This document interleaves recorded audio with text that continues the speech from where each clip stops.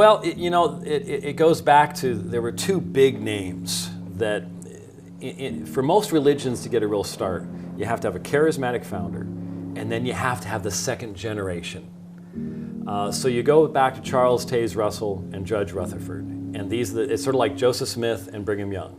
If Joseph Smith doesn't have a Brigham Young, the religion doesn't continue on. You can have the one good guy at the beginning, but you have to have a second generation. And these men lived at a time where there was a lot of prophetic speculation going on.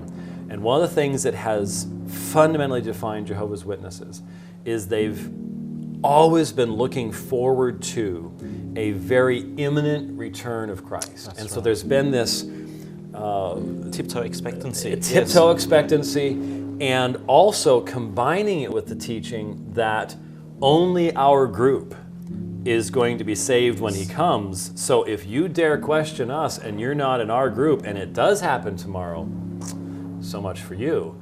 And over the course of their history, they have predicted the coming of Christ for 1914, 1915, 1918, 1925, 1943, 1975.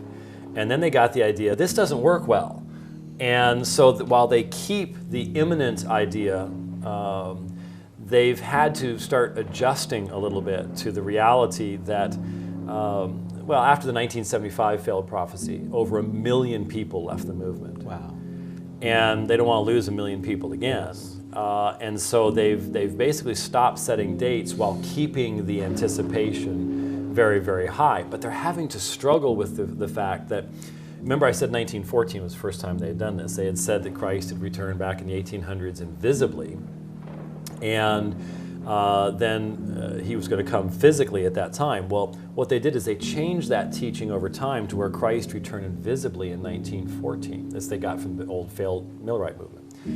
And they had been teaching until just a few years ago that the generation that saw the events of 1914 would not pass away until Christ returned. Well, you think about that. That generation's pretty old these days. Yes. You're talking 97 to have been born there, and initially they said you had to be old enough to have understood the events, so they're talking even being at least 10 years old or more.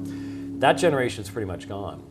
And so they are having to adjust their beliefs to the reality of the calendar, in essence.